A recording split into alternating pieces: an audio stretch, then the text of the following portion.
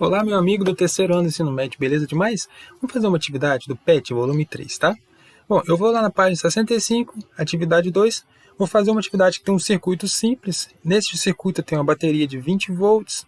Em paralelo com a bateria eu vou ligar dois pares de lâmpadas, que vai ficar em paralelo com ela. E depois eu tenho que responder aí uma análise de alternativas de A até D, para ver se são falsas ou verdadeiras. Então vamos entender o circuito, venha comigo. Esta é a minha questão e este aqui é o meu circuito. Olha o que a questão nos pede. Vamos lá. 4 lâmpadas associadas, de acordo com o esquema abaixo, apresentam as seguintes descrições nominais, ou seja, quais são os respectivos valores que são descritos por cada lâmpada a partir do momento que ela é fabricada. Qual que é a tensão nominal dela, ou seja, a tensão maior que ela pode associar ao seu funcionamento para que não se queime. É isso que você encontra lá na caixinha da lâmpada quando você compra ela. E qual que é a potência que ela funciona. A potência normalmente está ligada à luminosidade da lâmpada.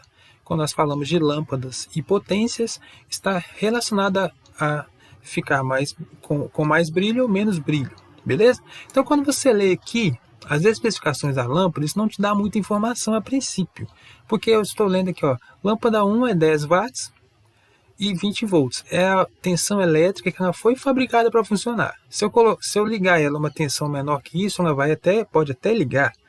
Só que se ela ligar, por exemplo, se eu ligar ela numa fonte de tensão de 12 volts, ela vai ligar, mas provavelmente com um brilho menor.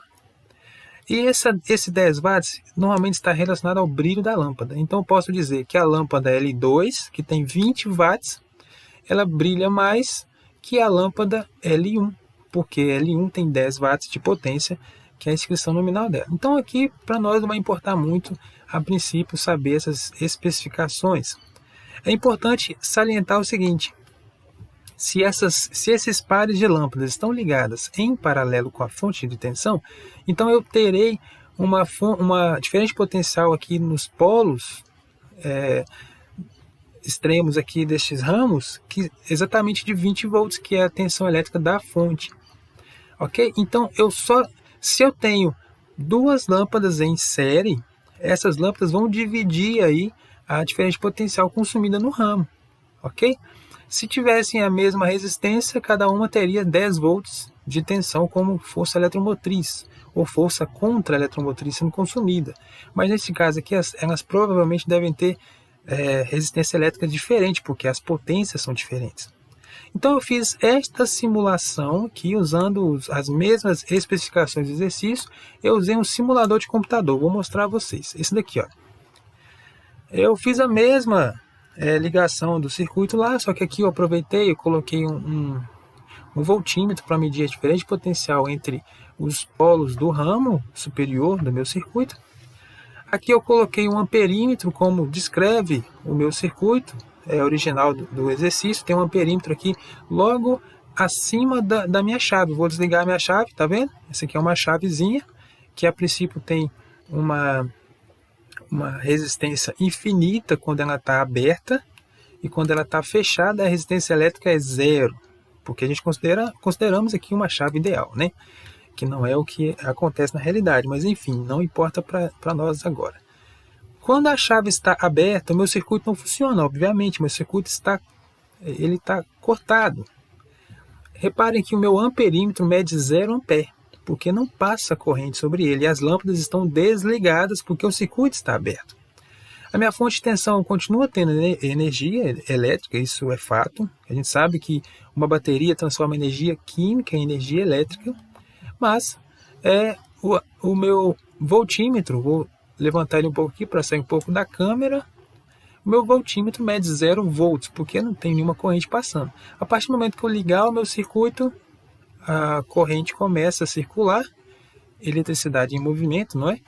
Meu voltímetro vai medir 20 volts, porque este ramo superior, que é onde estão aqui os polos aqui de medição do voltímetro, eles estão medindo as extremidades do ramo superior, que estão em paralelo com a fonte. Então eles precisam ter exatamente a mesma tensão que a fonte.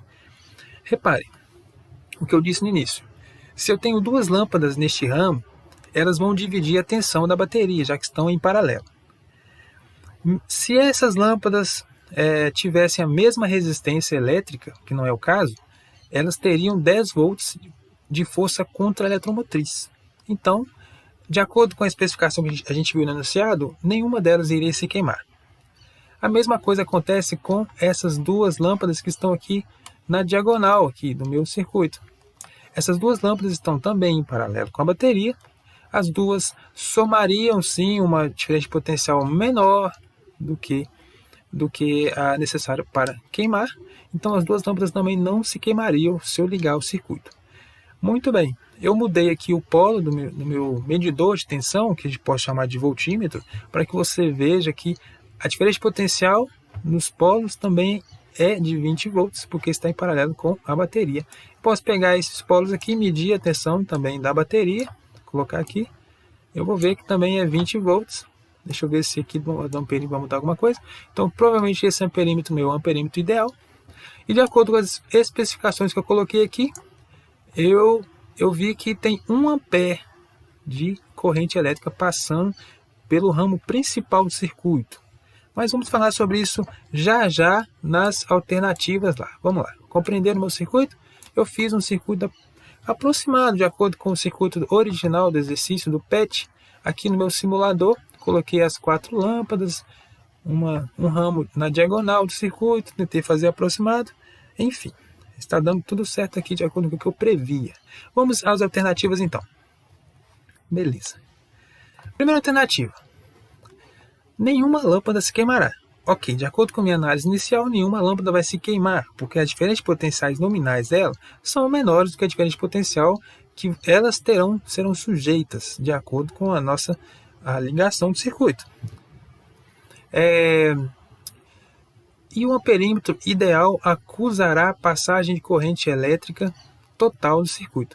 Qual que é o amperímetro ideal, gente, do circuito? Esse daqui, ó. Reparem no meu desenho original da atividade que eu tenho um amperímetro, só um amperímetro aqui. Eu coloquei vários amperímetros na minha simulação, só para você ter uma ideia, mas aqui eu tenho só um amperímetro. Aí a pergunta é, este amperímetro vai acusar uma corrente elétrica total do circuito? Sim, vamos entender por quê. Vamos lá para a simulação novamente. Repare, se eu considerar a corrente elétrica real, que é a corrente dos elétrons se movimentando aqui no fio, eu tenho um movimento de anti-horário aqui, ó, no sentido anti-horário. Então, a corrente elétrica sai aqui da bateria para a direita. Quando ele chega no primeiro nó do circuito, essa corrente se divide em duas. A divisão seria exatamente igual se as resistências de cada ramo fossem iguais. Mas como as resistências são diferentes, vocês podem ver que aqui em cima tem uma soma de 60 ohms, aqui embaixo tem 30 ohms, fazendo associação de resistor. Então, tenho resistências diferentes. Então, aonde eu tiver maior resistência, eu vou ter menor corrente, que é o que eu estou vendo aqui, 0,33 A. E onde eu tiver menor resistência, eu terei maior corrente, que eu estou vendo aqui, 0,67 A.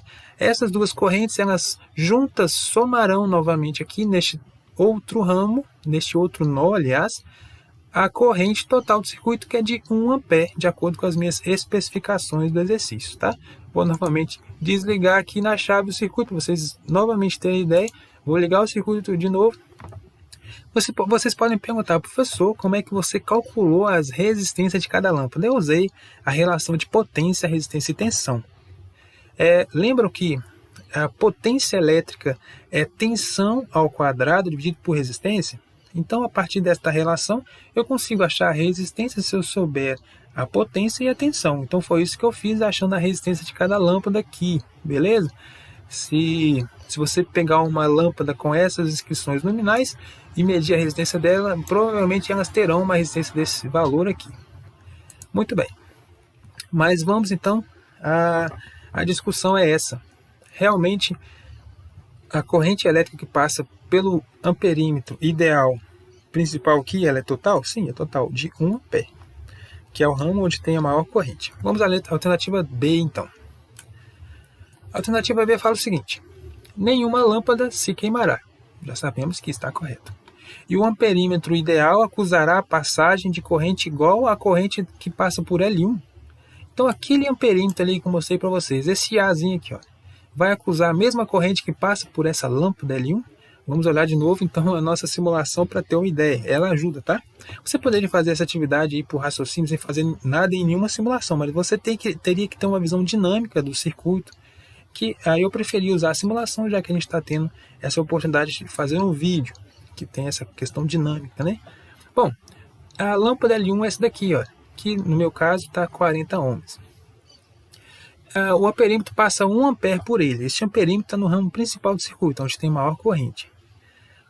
O circuito elétrico que passa pela lâmpada L1, neste caso, é de 0,33 ampere, porque é esta corrente que vem aqui no ramo superior é que passa por essa lâmpada L1.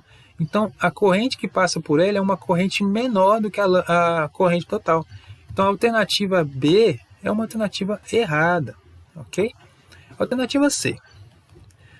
Nenhuma lâmpada irá acender, pois foram ligadas fora da especificação do fabricante.